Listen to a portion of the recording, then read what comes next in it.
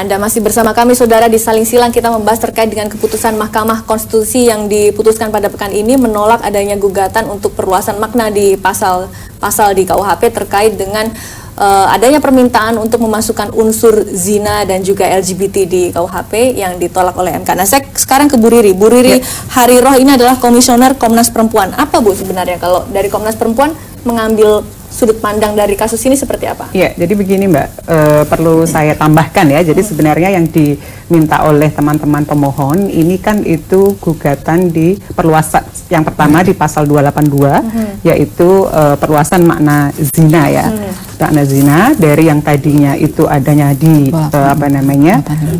dari delik aduan menjadi delik biasa, gitu ya, termasuk juga bahwa di 284 itu kan mengatakan bahwa yang bisa dipidana itu memang hanya orang yang menikah begitu, tapi yang tidak menikah tidak bisa dipidana begitu.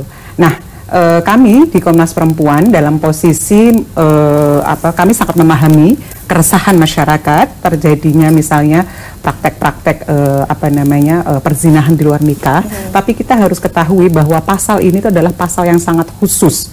Jadi pasal 284 sebenarnya adalah terkait dengan overspell atau permukahan, atau kalau ini pergendakan ya, karena ini kan tinggalan zaman Belanda gitu, sehingga itu adalah deliknya adalah delik aduan. Jadi suami atau istri yang merasa diragukan baru kemudian dia bisa melakukan pengaduan ya, bahwa suaminya melakukan hal-hal yang tidak diinginkan, dalam hal ini adalah perzinahan. Hanya suami dan istri? Ya, suami dan istri. Kalau misalkan ada pihak lain, warga masyarakat yang tidak nyaman? Nggak bisa, itu tadi harus pihak yang dirugikan, dan di dalam pihak yang dirugikan pun itu ada waktunya. Jadi kalau misalnya 3 bulan ya, itu kemudian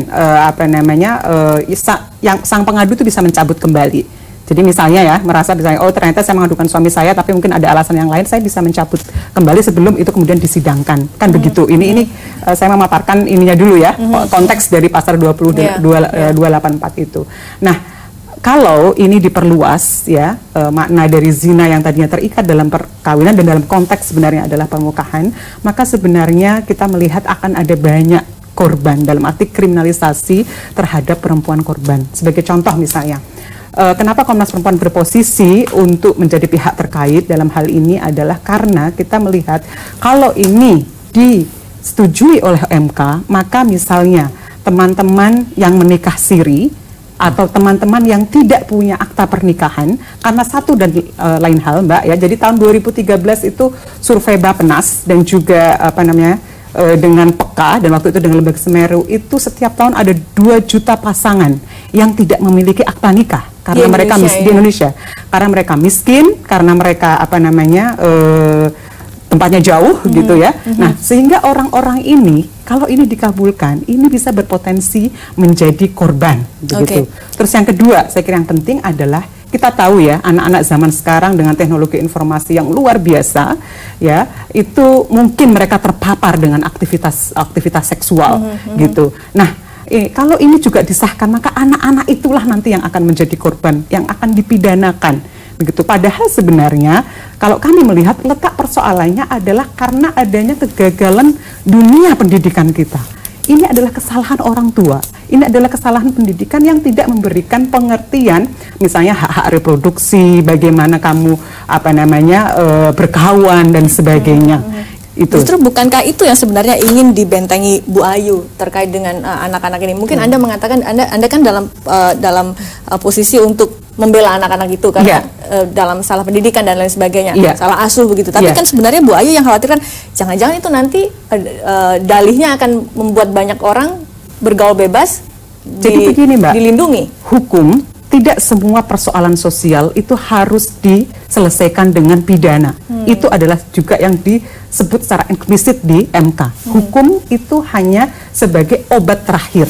Untuk menciptakan ketertiban sosial itu bisa menggunakan misalnya nilai-nilai agama, nilai-nilai pendidikan, begitu. Jadi orang kalau kemudian untuk menyelesaikan masalah-masalah sosial yang tadi, itu hukum bukan satu-satunya solusi, begitu. Apalagi dengan anak-anak gitu.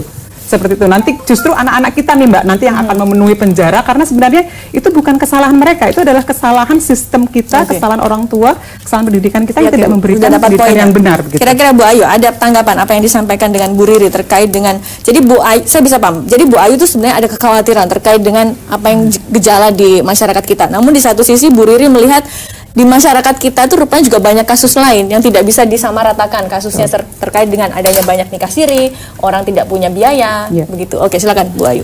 Jadi pertama-tama ya, kalau kita ngelihat konteks hukum ya Mbak ya, saya melihat bahwa kalau kita paham bahwa semua agama di Indonesia itu melarang zina, kita akan mengetahui bahwa living law di Indonesia itu melarang zina. Sebut saja ya, di Islam tuh ada Al-Isra ayat 32, di Kristen ada Matius 27, Yakobus 11. Semua agama itu melarang zina, Mbak. Permasalahan bahwa anak kita tuh terpapar, ada orang-orang yang tidak punya akta, itu udah persoalan administrasi ya kalau yang tidak punya akta ini. Kita selesaikan dalam jalur administrasi. Tapi prinsip utama bahwa zina itu merupakan sebuah dasar yang di semua agama dilarang di Indonesia, dan KUHP yang sekarang ada hanya merupakan bentuk dari bekas jajahan Belanda, hasil dari undang-undang jajahan Belanda. Itu kita harus pahami dengan baik, Mbak. Ingat loh Mbak, Pancasila itu nomor satunya itu apa? Ketuhanan yang Maha Esa, Mbak. Berarti nilai tertinggi dalam hidup kita itu harus sesuai dengan nilai agama. Permasalahan bahwa anak kita perlu dididik 100%, saya setuju. Bahwa ada ekses-ekses itu kita akan bikin konsolidasi. Tapi yang penting adalah kita paham dulu bahwa ini salah. Jangan bilang anak-anak kita nih kalau kita larang narkoba, kasihan nanti mereka akan masuk tuh penjara narkoba tuh isinya banyak sekali anak-anak. Jadi Anda berpikir bahwa apa yang jadi di tuntunan agama kalau bisa dimasukkan dalam hukum positif di Indonesia? Maaf, bukan kata saya, itu memang kata dalam Pancasila. Kita boleh cek kata Bung Karno ya. Bung Karno bilang nilai ketuhanan dan kebudayaan dan berkeadaban. Itu nilai kita di Indonesia. Bung Hatta bilang sila ketuhanan menjadi dasar yang memimpin jalan kebenaran, keadilan, kebaikan, kejujuran, dan persaudaraan. Itu yang ngomong tuh founding fathers. Oke, jadi itu prinsip-prinsip utama itu harus kita pegang teguh sebagai jati diri bangsa. Ini ada yang kedua yang saya kasih tahu ya. Bahwa di kampanye-kampanye LGBT ini Mbak, ini saya dapat data dari detik.com ya. Boleh dicek itu dengan mudah diakses. Bahwa ada data bahwa ada donor-donor asing. Saya sebutkan aja nih, ada beberapa donor asing yang memang sengaja menggelontorkan 8 juta dolar ke beberapa negara untuk kampanye LGBT. Padahal itu sama sekali nggak sesuai sama nilai kita. Apa kita mau nih sekarang nih? Kita negara Indonesia punya Pancasila, tapi kita dijajah dan dipaksa untuk memasukkan nilai yang bukan diri kita. Itu prinsip utama lah. Pak Fikar ada tanggapan Pak? Begini, kan kalau lihat berita yang berkembang, seolah-olah MK mau melegalkan LGBT gitu ya. Salah jadi itu ya. Kebalik tuh. Ya, berita itu kebalik.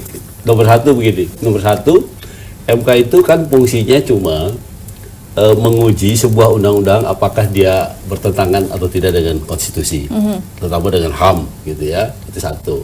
Yang kedua, dia menafsir dengan bersyarat gitu. Tapi dia tidak bisa merubah sama sekali gitu. Dia tidak punya kewenangan untuk mengganti teks istilahnya atau menambah teks gitu. Menambah frase dan lain sebagainya, meluaskan. Tapi dia menafsir kata dengan kondisional, dengan syarat-syarat gitu. Nah, karena itu ketika itu kewenangan itu diterapkan pada permohonan merubah, nah ini juga persoalan. Sebenarnya terminologi yang dipakai di KUHP itu keliru, bukan zina sebenarnya, perselingkuhan sebenarnya. Kalau bahasa sekarang itu gendak gitu, perselingkuhan gitu. Karena yang diatur di situ adalah yang tidak boleh adalah hubungan suami istri yang dilakukan oleh yang salah satunya terikat perkawinan. Gitu. Itu yang berusaha diluaskan dalam. Nah itu yang diluaskan. Dua-duanya tidak terikat gitu ya, diluaskan ke arah itu kan. Nah itu kita lihat pasal selanjutnya. Sebenarnya itu ada pemerkosaan di 285, ada pemaksaan terhadap orang yang pingsan juga ada larangan terhadap anak kecil juga ada. Jadi ketika diurut ya sebenarnya hukum lebih berpihak pada orang-orang yang akan menjadi korban gitu. Ada korbannya gitu. Perkosaan ada korbannya, iya kan? Yang pingsan ada korbannya. Anak-anak itu juga korban gitu. Tapi ketika dilakukan dengan kesepakatan kan sulit gitu mencari korban. Gitu. Karena itu kemudian pembuat undang-undang juga menaruh di sana yang disebut perzinahan itu sebagai delik aduan gitu. Oke, kita lanjutkan usai jeda pariwara berikut dulu Pak Fikar. Tetap bersama kami saudara di Saling Silang Jak TV.